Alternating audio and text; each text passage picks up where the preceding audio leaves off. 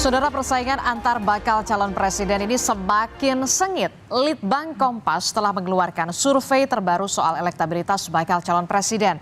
Survei ini dibiayai oleh Harian Kompas dan dilakukan secara tatap muka dari 27 Juli hingga 7 Agustus 2023 dengan melibatkan 1.364 responden di 38 provinsi. Dan ini dia saudara hasilnya, survei elektabilitas yang dilakukan oleh Litbang Kompas dengan simulasi 3 nama bakal calon presiden. Dan dalam survei terbaru Litbang Kompas ini, elektabilitas Ganjar Pranowo, saudara, kita simak bersama, ini dia tertinggi, yakni 34,1%, disusul dengan Prabowo Subianto dengan 31,3% dan juga ada nama Anies Baswedan dengan 19,2%. Dan survei ini saudara memiliki margin of error-nya kurang lebih 2,65%. Sekali lagi saudara, survei Litbang Kompas ini dibiayai oleh Harian Kompas. Elektabilitas Ganjar Pranowo sempat turun di bulan Mei dan juga di bulan Agustus. Elektabilitas Gubernur Jawa Tengah ini kembali naik. Beberapa aspek mempengaruhi reboundnya elektabilitas Ganjar. Mulai dari mesin politik, pendekatan dari sosok Ganjar Pranowo, fenomena koalisi partai hingga suara loyal. Selain itu, pemilih Ganjar ini sebangun dengan pilihan PDI Perjuangan. Naiknya elektabilitas PDI Perjuangan sehingga memiliki pemilih loyal yang bisa mendongkrak elektabilitas Ganjar kembali naik. Rebound itu sebetulnya kan banyak aspek ya. Satu pasti mesin politik. Oke. Yang kedua juga bagaimana pendekatan dari sosok Ganjar Prabowo sendiri. Yang ketiga fenomena koalisi partai. Kita tahu sendiri bahwa meskipun Ganjar Pranowo turun pada survei bulan Mei kemarin, PDIP tetap bertahan bahkan sedikit naik. Jadi selama kira-kira 4 survei terakhir, elektabilitas PDIP itu terus naik sampai pada titik pada bulan Agustus ini. Jadi artinya di sini masyarakat atau pemilih yang Litbang Kompas sudah memiliki pemilih loyal. Nah, pemilih loyal itu sedikit banyak kemudian kembali sehingga menyebabkan suara Ganjar Pranowo tadi rebound. Namun jika disimulasikan secara head to head, saudara, justru hasilnya berbeda. Head to head antara Ganjar dengan Prabowo di bulan Agustus 2023 justru ini Prabowo Subianto lebih unggul. Prabowo memperoleh 52,9%, sedangkan Ganjar 47,1%. Perolehan kali ini semakin memperlebar jarak keterpilihan Prabowo dengan Ganjar yang sebelumnya 2,2% pada bulan Mei 2023 kini menjadi 5,8%. Nah, ini dia saudara, perolehan angka Ganjar Pranowo melawan Prabowo Subianto pada bulan Mei 2023, di mana suara Prabowo ini unggul 51,1% dari Ganjar yang meraih 48,9%. Bakal calon presiden PDI Perjuangan Ganjar Pranowo menyebut survei Litbang Kompas ini belumlah final. Namun menurut Ganjar, kepercayaan masyarakat ini harus disikapi dengan baik. Sementara Wakil Ketua Umum Gerindra menyebut pihaknya optimistis menyongsong pemilu 2024. Ya, kepercayaan masyarakat harus kita sikapi dengan baik. Yang penting kita hindari sesuatu yang saling mengolok-olok, saling menjelekkan. Biar pemilunya menyenangkan.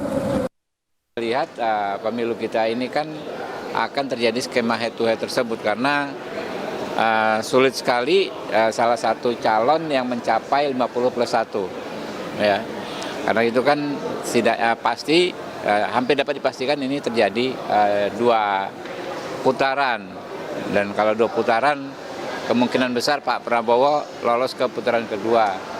Dan kalau lolos ke putaran kedua tadi dikatakan tadi skenario head to head Pak Prabowo unggul. Artinya ini membuat kami super optimis menghadapi pemilu 2024. Pak Prabowo tiap hari senyum ceria, ya nggak pernah marah-marah, ya senang, ya. Sementara jika Ganjar dihadapkan langsung dengan Anies Baswedan pada bulan Agustus 2023 ini, Ganjar memperoleh 60,1%, sedangkan Anies 39,9%, saudara. Perolehan Ganjar jika disimulasikan melawan Anies Baswedan pada bulan Agustus 2023 tadi meningkat dibandingkan dengan bulan Mei 2023. Sedangkan perolehan Anies di bulan Agustus 2023 ini sedikit menurun dari bulan Mei 2023. Di bulan Mei, saudara, simulasi Ganjar melawan Anies, Ganjar memperoleh 59,9%, sedangkan untuk Anies Baswedan 40,1%. Sekjen PKS menyebut elektabilitas Anies yang terkesan stagnan menjadi peringatan bagi koalisi untuk mengubah strategi pemenangan.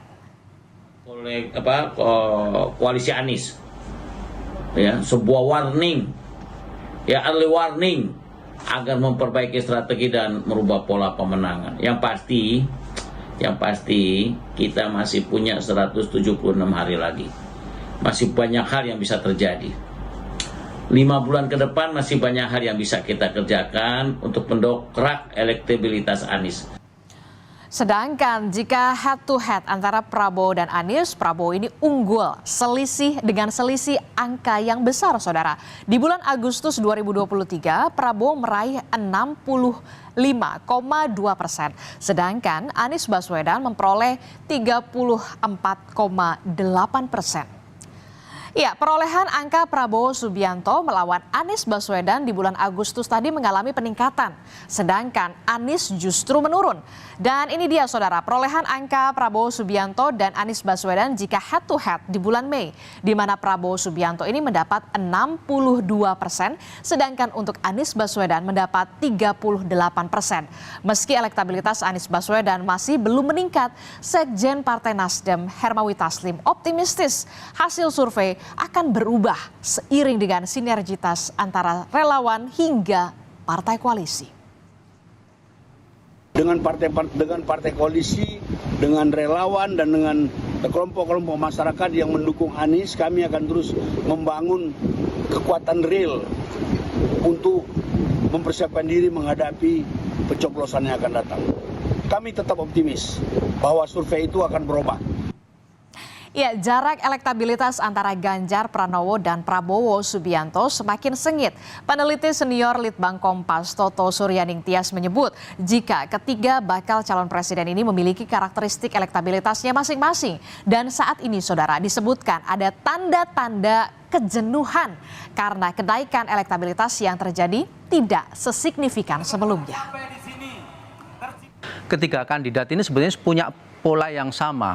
Akan tetapi bukan berarti juga elektabilitas Pak Ganjar itu akan bisa konsisten, karena di 2 atau 3 survei sebelum terjadinya peristiwa U20 itu, di 2 survei terakhir yang saya ingat itu memang mulai terjadi kenaikan yang tipis, yang tidak lagi terjal seperti sebelumnya. Artinya ada tanda-tanda kejenuhan.